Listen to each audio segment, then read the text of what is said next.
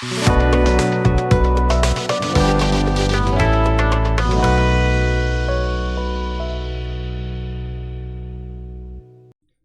हिंद साथियों, विद्यापीठ study point में आप सबका स्वागत है। आइए हम इस वीडियो में जो कवर करेंगे वो बिहार दरोगा का प्रैक्टिस सेट नंबर 3 होगा। इससे पहले 2 सेट हम कंप्लीट कर चुके हैं और वो आप कवर नहीं किए हैं तो प्लेलिस्ट में जाके उसको भी कवर कर सकते हैं। इसका PDF टेलीग्राम पे पहले ही अपलोड है, तो वहाँ जा कर के आप टेस्ट पहले दीजिए, उसके बाद आप यहाँ से सोल्यूशन मिलाइए कितना सही हो रहा है।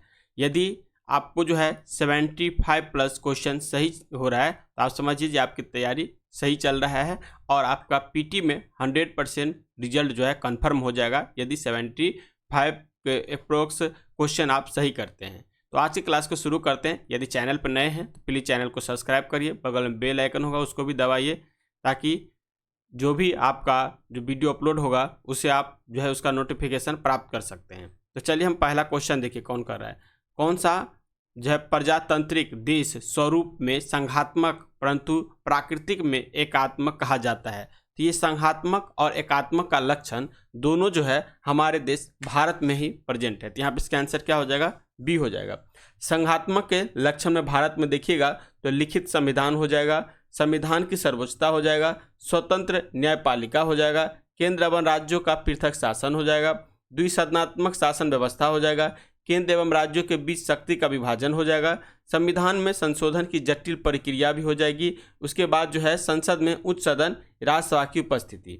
इसी तरह से एकात्मक का लक्षण हमारे संविधान में जो है एक संविधान है, एकल नागरिकता है, एकीकृत न्याय व्यवस्था भी है, केंद्र द्वारा राज्यपाल की नियुक्ति है, अखिल भारतीय सेवा है, आपातकालीन व्यवस्था है, उच्च न्यायालयों के न्यायाधीश के नियुक्ति में केंद्र की भूमिका है। तो ये सारे क्या है? एकात्मक और संघात्मक के प्रमुख लक्षण हैं। तो यहाँ पे इसका आंसर जो है बी लगाइएगा। संघात्मक जो है संघ व्यवस्था हमारे जो संविधान में लिया गया है ये आपको कनाडा से लिया गया है, और एकात्मक या एकल नागरिकता कहिएगा तो ये इंग्लैंड से लिया गया है। आयरलैंड से राज्य के नीति निर्देशक तत्व जो है आयरलैंड के संविधान से लिया गया है। मौलिक अधिकार दिखेगा तो ये आपका संयुक्त राज्य अमेरिका से, प्रस्तावना संयुक्त राज्य अमेरिका से, न्यायपालिका जो है संयुक्त राज्य अमेरिका से, राष्ट्रपति पर महाभियोग जो है संयुक्त राज्य अमेरिका से लिया गया है। नेक्स्ट 2 नंबर क्वेश्चन कर है, राज्यसभा के सभापति के रूप में उपराष्ट्रपति क्या नहीं करता है। तो ये देखिए राज्यसभा के सभापति तो होते हैं, एकदम सही बात है। राज्यसभा का सत्रावसान भी करेंगे, राज्यसभा के सदस्यों के विशेषाधिकारों का संरक्षण भी करेंगे, लोकसभा व राष्ट्रपति के समक्ष राज्यसभा का प्रवक्ता होंगे। ये यहाँ पे गलत हो गया क्योंकि ये राज्यसभा के प्रवक्ता नहीं है, राज्यसभा का ये क्या होते हैं? सभापति होते हैं। यहाँ पे इसका आंसर डी हो जाएगा। नेक्स्ट 3 नंबर क्वेश्चन का है, किसी संवैधानिक सलाहकार के 2 आधारभूत मूल्य क्या होते हैं।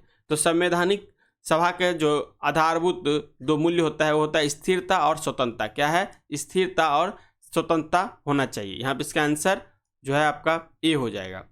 नेक्स्ट देखिए क्वेश्चन 4 नंबर का है, भारत का सबसे छोटा संघ शासित प्रदेश कौन सा है। तो सबसे छोटा जो है संघ शासित प्रदेश जो हो जाएगा ये अरब सागर में एक छोटा सा द्वीप है जिसे हम लक्षद्वीप कहते हैं, और ये कोरल के द्वारा निर्मित द्वीप है। ठीक है, इसकी राजधानी कमरावती हो जाता है और ये कोरल के द्वारा निर्मित भारत का एकमात्र महत्वपूर्ण द्वीप है लक्षद्वीप।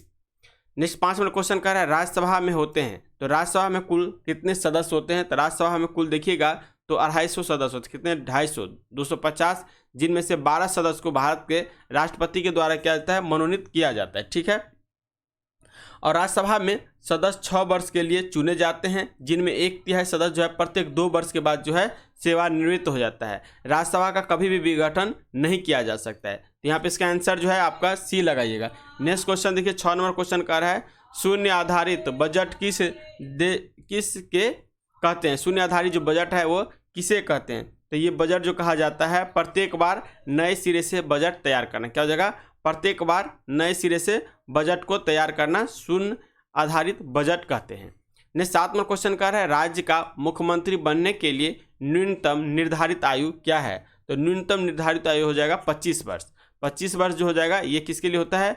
लोक विधानसभा के लिए 25 वर्ष न्यूनतम आयु हो जाता है। इसी तरह से लोकसभा के लिए भी न्यूनतम आयु जो है 25 वर्ष ही होता है। राज्यसभा के लिए 30 वर्ष होगा, और इसीलिए विधान परिषद जो राज्य में होता है उसके लिए भी जो है 30 वर्ष होता है। राष्ट्रपति, उपराष्ट्रपति और राज्यपाल के लिए 35 वर्ष। तो यहाँ पे इसका आंसर लगाइएगा 25 हो जाएगा।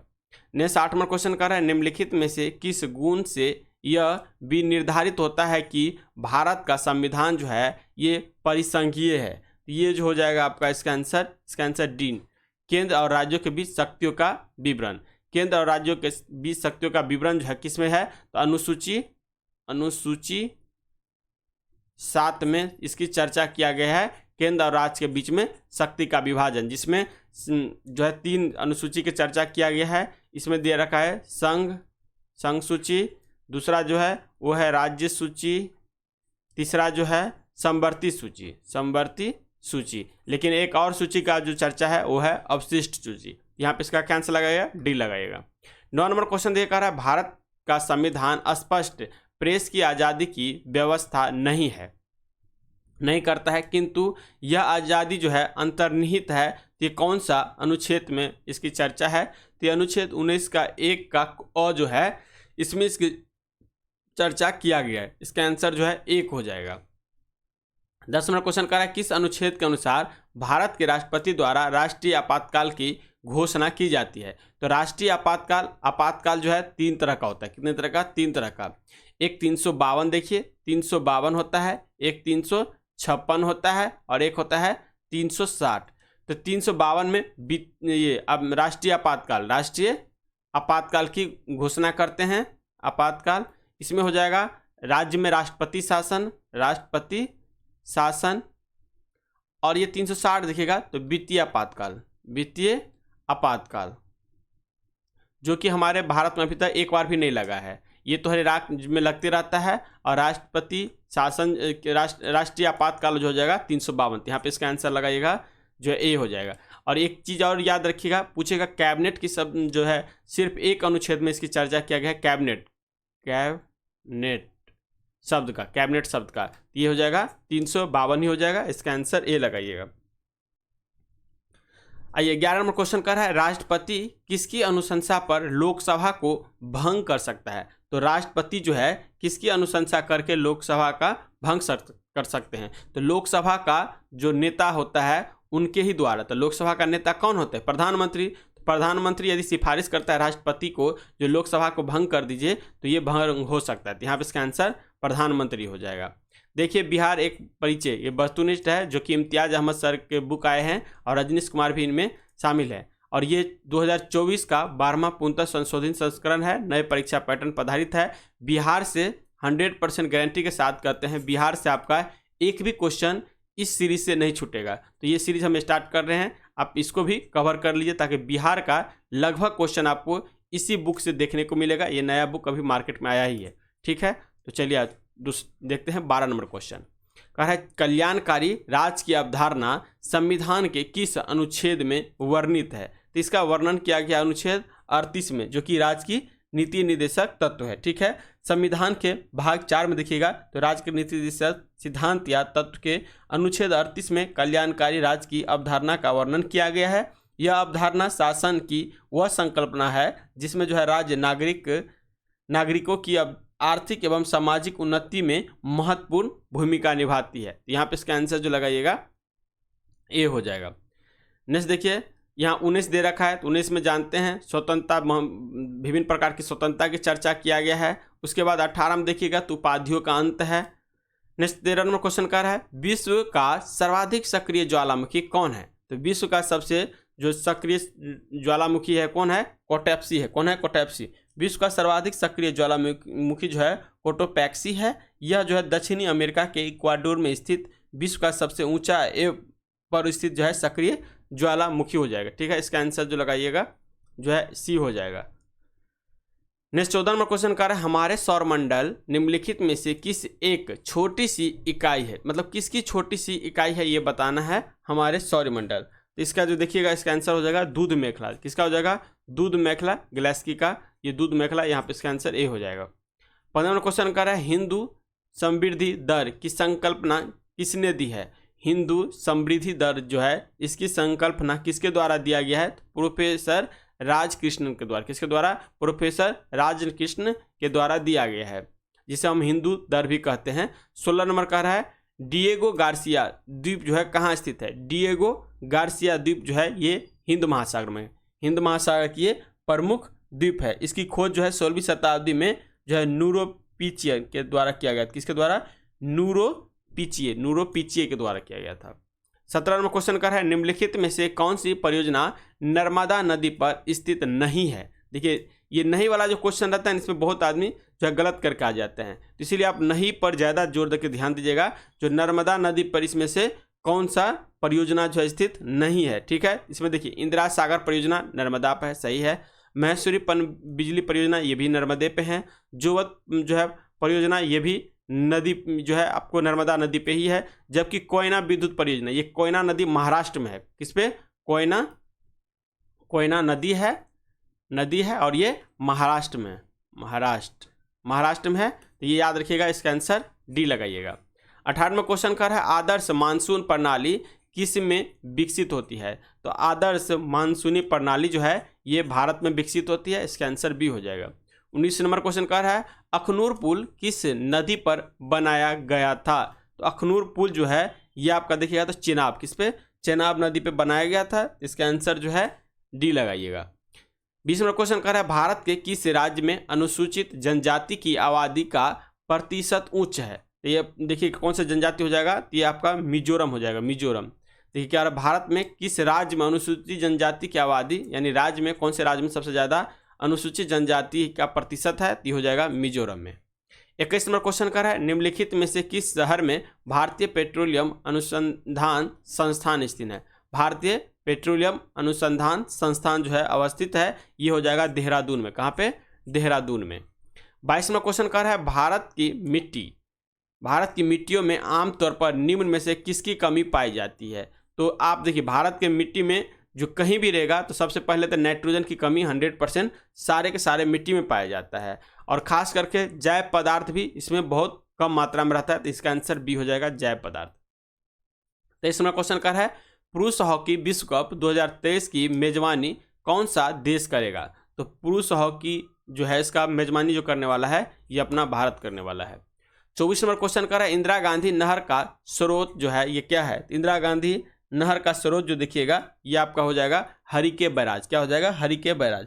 इंदिरा गांधी नहर का स्रोत हरिके बैराज है। यह विश्व की सबसे लंबी सिंचाई नहर है, ठीक है। इस नहर को जो है राजस्थान नहर के नाम से भी जाना जाता है। यह राजस्थान के उत्तर पश्चिम भाग में प्रवाहित होती है, और इसका निर्माण वर्ष देखिएगा ये जो निर्माण हुआ था ये हुआ था कब? 1958 में। कब हुआ था? 1958 में इसका निर्माण किया गया था। नेक्स्ट देखिए 25वां क्वेश्चन का है चूलिया जलप्रपात स्थित है। ये चूलिया जलप्रपात जो स्थित है ये हो जाएगा आपका चंबल नदी पे। किस पे? चंबल नदी पे स्थित है, इसका आंसर डी लगाइएगा। कह रहा है निम्न में से कौन सी नगदी फसल नहीं है। तो नगदी यानी जिसको काट के तुरंत बेचा ना जाए उसको हम क्या कहते हैं? जिसको बेच देंगे उसको तो नगदी हो जाएगा, और नहीं बेचेंगे तो नगदी फसल नहीं कहलाएगा, ठीक है। यहाँ पर देखिए पटसन है, काजू भी होगा, रबर भी होगा, जबकि धान नहीं हो सकता है। धान को काटेंगे हम, फिर इसको कन्वर्ट करेंगे चावल में, फिर जाकर मार्केट में इसको सेल किया जाता है, तो इसका आंसर बी लगाइएगा। धान भी एक तरह का खरीफ फसल है, ठीक है, खरीफ फसल है। 27वां क्वेश्चन कर भारत की सबसे लंबी स्थलीय सीमा किस देश के साथ लगती है। भारत की जो सबसे लंबी स्थलीय सीमा किस देश के साथ लगती है, इसका एक ट्रिक याद रखिएगा, बचपन में एम में, ठीक है, एम में। तो यहाँ पे देखिए बचपन सबसे पहले सबसे ज़्यादा सीमा जो लगेगा बांग्लादेश से लगेगा, उसके बाद लगेगा चीन से लगेगा, उसके बाद जो लगेगा पाकिस्तान से लगेगा, उसके बाद जो लगेगा नेपाल से, ठीक है। तो ये 4 सीरीज जो है सीरियल में ही रहता है, इसका आंसर जो है तब हो जाएगा बांग्लादेश। इसका 27 का आंसर बांग्लादेश लगाइएगा।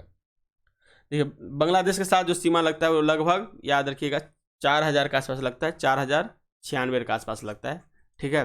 जैसे आता है 28वां क्वेश्चन का है पश्चिमी भारत में दक्षिण पाश्चात्य के क्षेत्र अधिकतर किस प्रकार की मिट्टी वाले हैं। ये सबसे ज़्यादा जो मिट्टी इस क्षेत्र में पाया जाता है ये होगा काली मिट्टी। काली मिट्टी को क्या कहते हैं? कपासी मिट्टी या रेगूर मिट्टी, ये 3 नाम इनका प्रमुख है। यहाँ पे इसका आंसर बी लगाएगा। लेटेराइट मिट्टी मालाबार के क्षेत्र में पाया जाता है। जलोढ़ मिट्टी जहाँ से भी नदी गुजरेगा वहाँ पे जो है आपको जलोढ़ मिट्टी पाया जाएगा। जलोढ़ मिट्टी भी 2 प्रकार का होता है, एक खादर होता है, एक बांगर होता है। खादर जो होता है वो नवीन जलोढ़ मिट्टी होता है, बांगर जो होता है वो पुरानी जलोढ़ मिट्टी होता है। इस तरह से ये भी याद रखिएगा। 29 नंबर क्वेश्चन कर रहा है सूची 1 को सूची 2 से मिलाइए। एक तरफ दे रखा है राज और दूसरा तरफ दे रखा है राष्ट्रीय पार्क दे रखा है, ठीक है। तो राजस्थान सीतामाला कहाँ हो जाएगा, राजस्थान में हो जाएगा। असम में जाइएगा तो मानस, काजीरंगा ये सब प्रमुख कहाँ है, असम में। उड़ीसा में जाइएगा सिमलीपाल उड़ीसा का है और कर्नाटक का बांदीपुरी हो जाएगा। तो यहाँ पे इसका आंसर बी हो जाएगा। 30 नंबर क्वेश्चन कह रहा है भारत का सबसे बड़ा राष्ट्रीय उद्यान कौन सा है।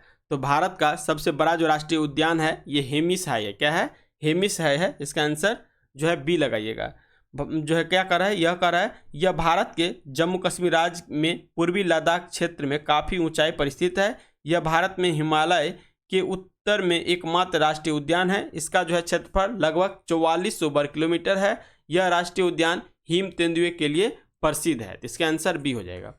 नेक्स्ट 31 में क्वेश्चन कर रहा है मालाबार सीवेट भारत में सबसे अधिक कहाँ पाए जाते हैं। मालाबार सीवेट सबसे अधिक जो है कहाँ पाया जाता है। सबसे पहले मालाबार तट हम किसको कहते हैं, केरल के तट को मालाबार तट कहते हैं। और ये कहाँ हो जाएगा, इस तरह से पश्चिमी घाट हो जाएगा, क्योंकि देखिए ये जो होगा ये एरिया जो है मालाबार का एरिया है। ये क्या हो जाएगा, ये पूरब हो गया, ये पश्चिमी घाट हो जाएगा।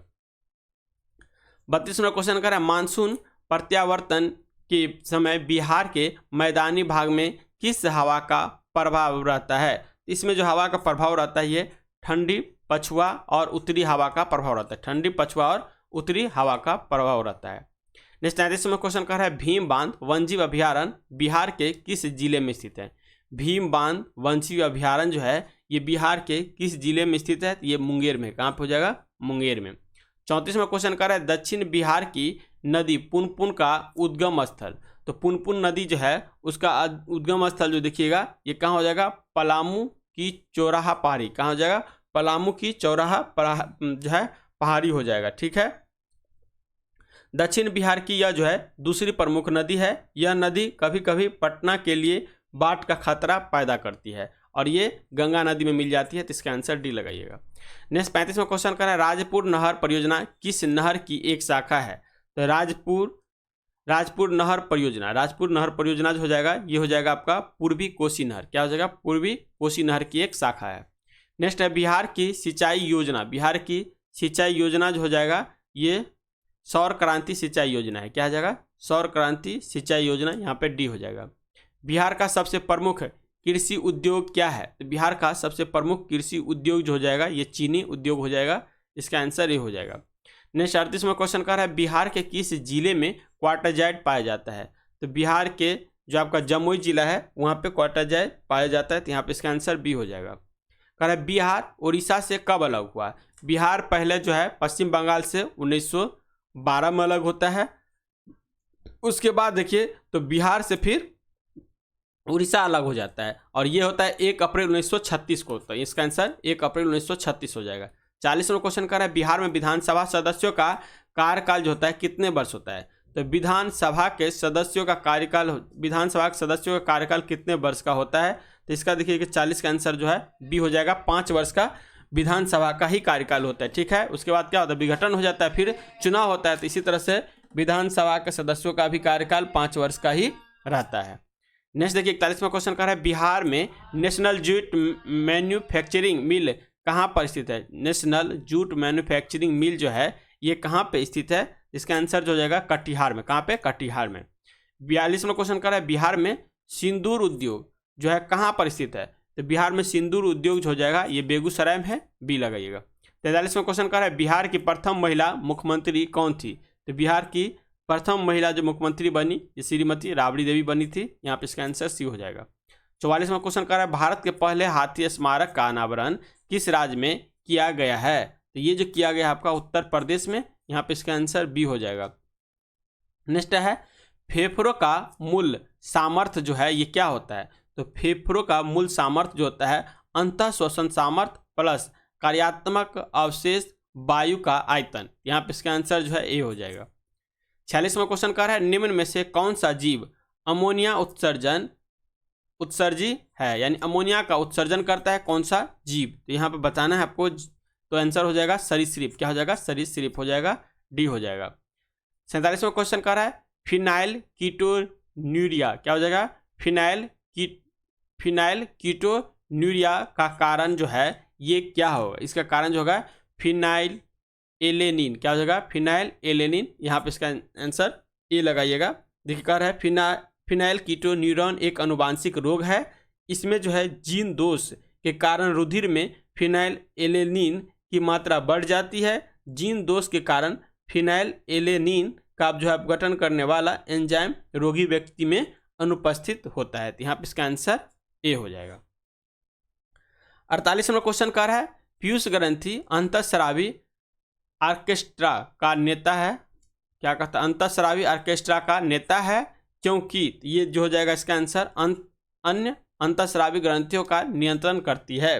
पीयूष ग्रंथि अंतःस्रावी ऑर्केस्ट्रा का नेता है क्योंकि यह शरीर की अन्य सभी अंतःस्रावी ग्रंथियों को नियंत्रण करती है।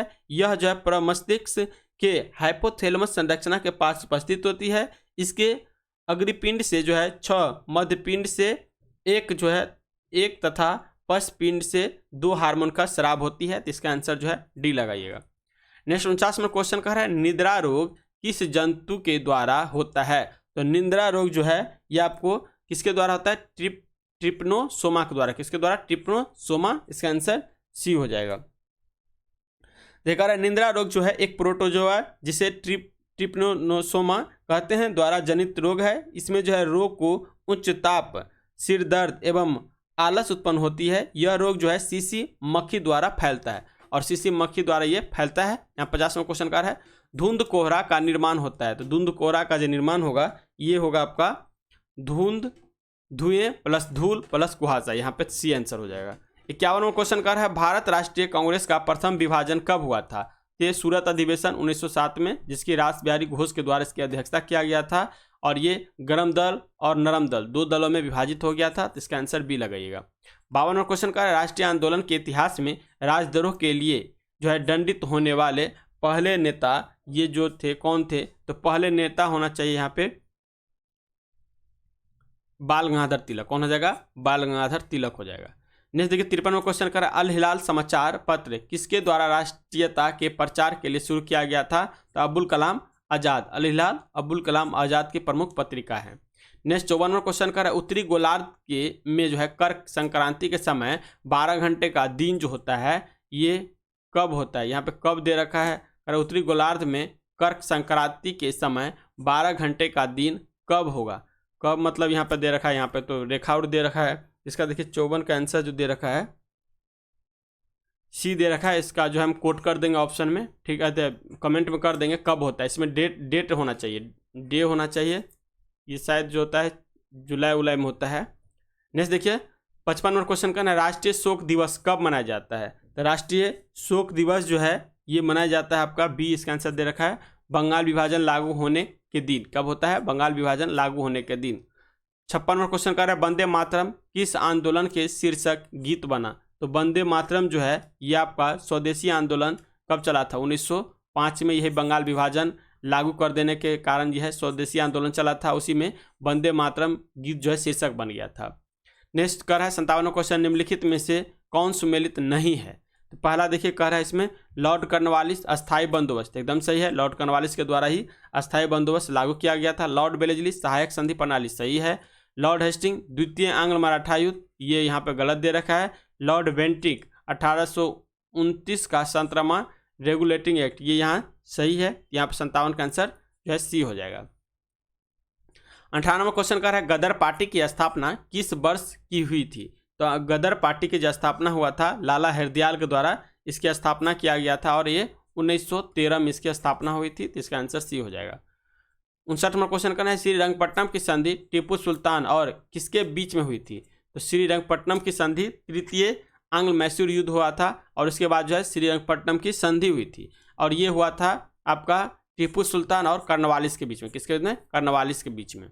नेक्स्ट होता है 60वां क्वेश्चन का है निम्नलिखित में से कौन सा स्थान कृषक आंदोलन से संबंधित नहीं था? तो कृषक आंदोलन से जो संबंधित स्थान नहीं था ये हो जाएगा नोआखली। कौन हो जाएगा? नोआखली हो जाएगा। बाद में की बरदौली, खेरा, चंपारण ये सारे हैं लेकिन नोआखली नहीं था। यहाँ पे देखिए 61वां क्वेश्चन का निम्नलिखित में से जो है अवध के स्वायत्ता राज का जो है संस्थापक कौन था? तो अवध के स्वायत्त राज्य के संस्थापक जो था ये था शहादत खां बुरहान उल मुल्क। क्या हो जाएगा? शहादत खां बुरहान उल मुल्क हो जाएगा। शहादत खां बुरहान उल मुल्क जो है अवध के स्वतंत्र राज्य का संस्थापक था। 1720 से 1722 ईस्वी तक उसने जो है आगरा के सूबेदार के पद पर कार्य किया। 1722 ईस्वी में मुगल सम्राट मोहम्मद शाह ने उसे जो है अवध का सूबेदार नियुक्त किया, जहां बाद में इसने जो है मुगल साम्राज्य से अलग स्वतंत्र अवध राज्य की स्थापना की। यहाँ पे इसका आंसर डी हो जाएगा।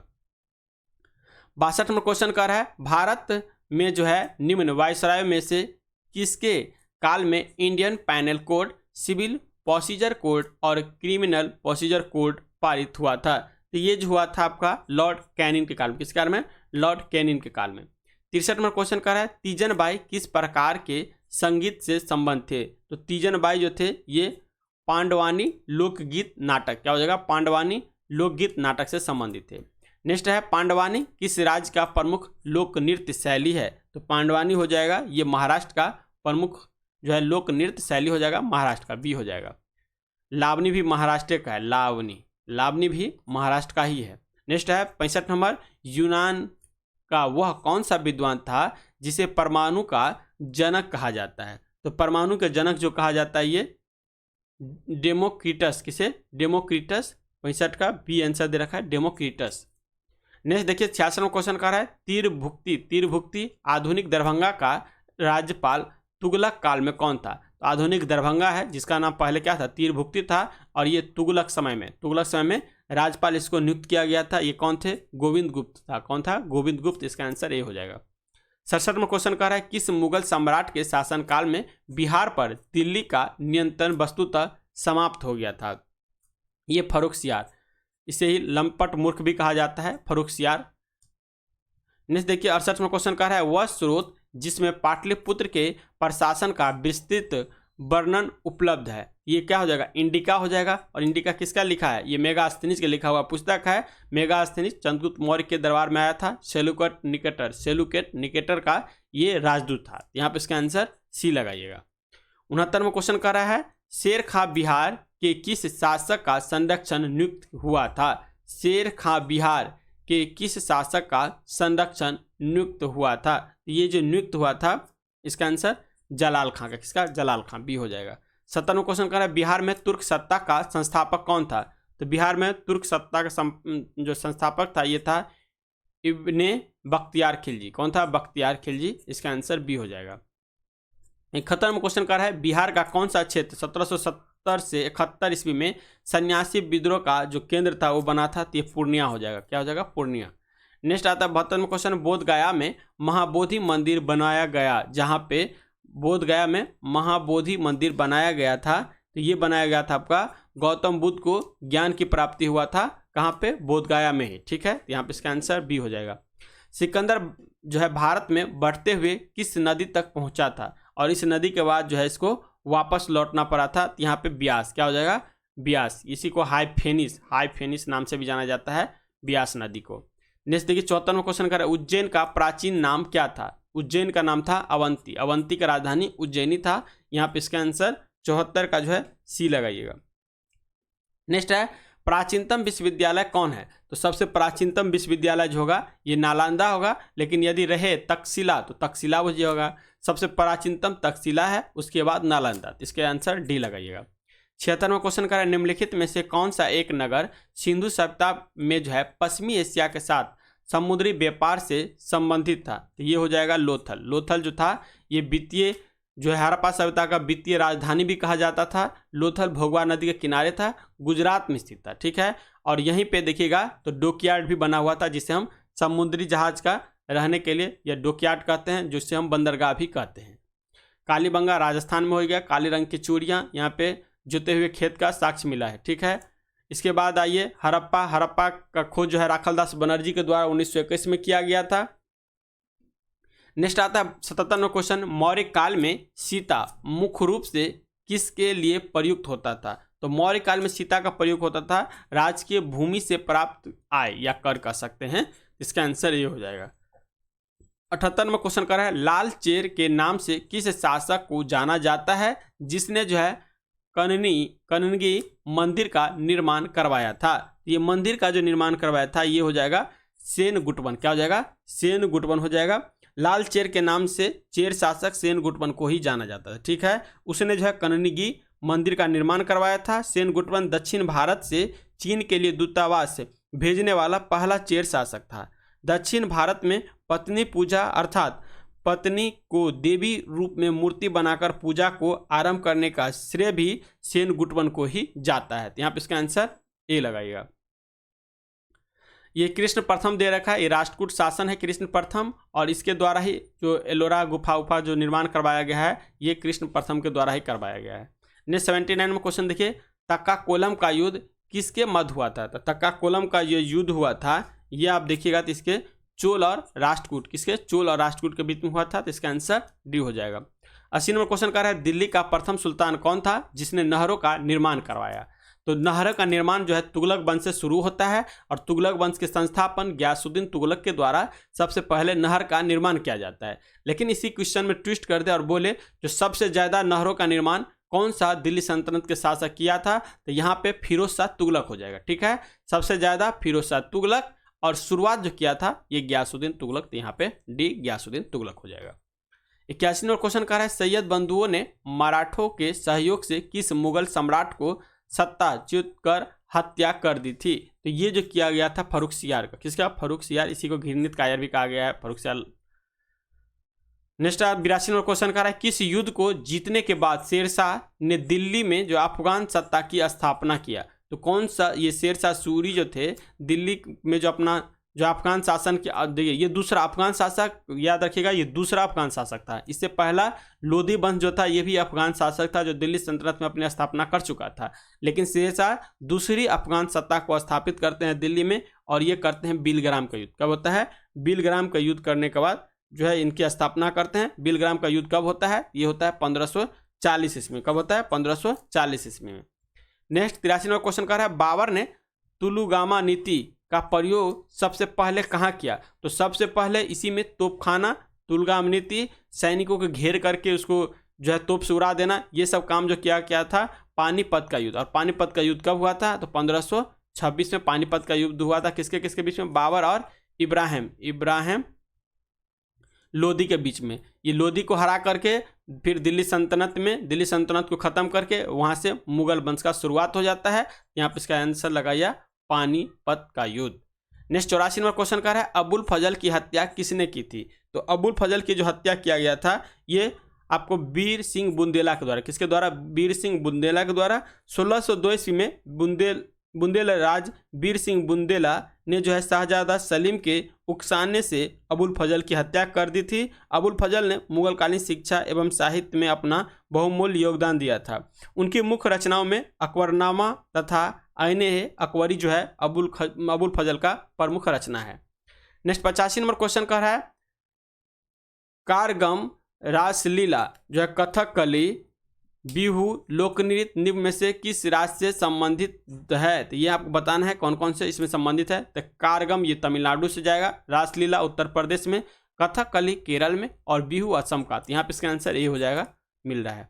नेक्स्ट देखिए, निम्नलिखित में से कौन सी भीम सबसे बड़ी है? यहाँ पे जांचिएगा सबसे बड़ी भीम। तो यहाँ पे सी का बी 7/8 हो जाएगा। 87 का मैथ का क्वेश्चन है, इसका आंसर सोल्व करिएगा 2.35 हो जाएगा। 88 में क्वेश्चन कर रहा है, 6:10 पर घड़ी के घंटे की सुई और मिनट की सुई के बीच का कोण ज्ञात कीजिए। इनके बीच का कोण ज्ञात करिएगा। 87 कितना? 88 का हो जाएगा 125 हो जाएगा। 89 जो है ये रीजनिंग का क्वेश्चन दे रखा है, 89 का सॉल्व करिएगा तो डी आंसर हो जाएगा। फिर ये रीजनिंग का 90 नंबर क्वेश्चन दे रखा है रिलेशन वाला, इसमें देखिए 90 के आंसर सी नाना हो जाएगा।